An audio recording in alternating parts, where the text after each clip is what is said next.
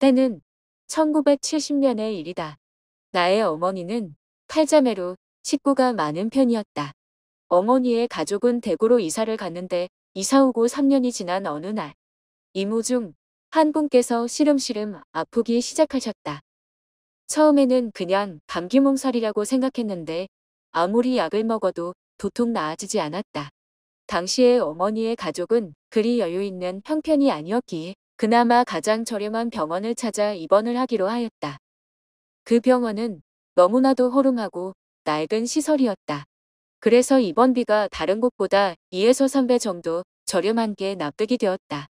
병실은 지하에 있었고 공기가 탁해서 이런 곳에서 과연 상태가 좋아질 수 있을까라는 생각이 들었지만 별다른 대안이 없기도 해서 그대로 입원하였다고 한다. 입원한 당일 할머니께선 이상한 꿈을 꾸셨다고 했다. 꿈속에서 입원한 이모가 하얀 이불을 뒤집어 쓴 채로 시커먼 방으로 들어가고 있었다고 했다. 할머니는 불길한 기분이 들었지만 막상 이모에게 이상한 일이 일어나거나 하진 않았다. 그렇지만 일주일이 넘어도 이모의 병은 낫지 않았고 시름시름 아프기만 했다. 그런데 그날 이상한 일이 있었다. 그날은 낮에 할머니께서 혼자 이모를 돌보던 날이었는데 병원에 도착하자 이모가 평소에 덮던 꽃무늬 이불을 안 쓰고 하얀 이불을 고집부리자 투정이라고 생각했는데 갑자기 할머니가 일주일 전에 한 꿈이 생각나서 이모를 혼내고는 그냥 쓰던 꽃이불을 덮게 했다.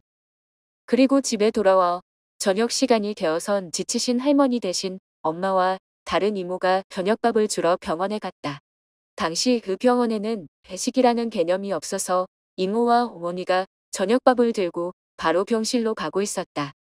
병실이 있는 지하로 내려갔는데 멀리서 누군가 달려오는 소리가 들려서 누가 병원에서 시끄럽게 뛰는 걸까 생각했는데 계단을 다 내려와서 복도를 보자마자 함께 내려온 이모는 바로 기절했다고 한다. 복도 끝에서 검은 옷을 입은 여자가 이모를 향해 달려오고 있었는데 얼굴에 눈, 코, 입이 전부 뻥 뚫려 있었던 것이다. 그 모습을 본 엄마는 어린 마음에 너무 놀라 바로 집으로 달려왔다고 한다. 그리고 어머니는 할아버지께 동생도 제대로 챙기지 못했다고 혼났지만 일단 일이 일만큼 바로 할아버지와 함께 다시 병원으로 향했다. 병실 복도로 다시 갔을 때에는 기절해 있는 이모만 있었고 아까 본 검은 옷의 여자는 없었다. 그리고 바로 병실에 들어가니 이번엔 입원해 있던 이모가 머리에 피를 흘리며 병실에 이불을 넣어 놓은 사물함에 머리를 계속 박고 있었다고 했다.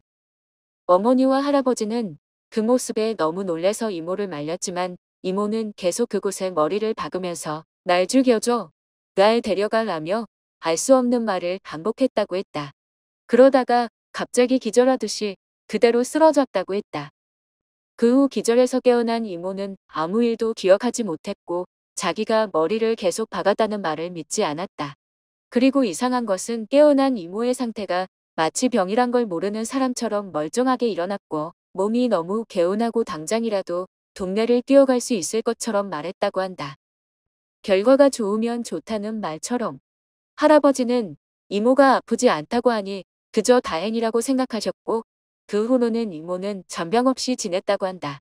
그런데 어머니는 그날 만일 할머니가 이모한테 하얀 이불을 줬으면 그날 이모는 죽었을 것이라고 생각하고 계신다. 생각해보면 하얀 이불을 준다는 건 시신에게 하얀 천을 덮는다는 의미가 아니었을까 싶기도 하다.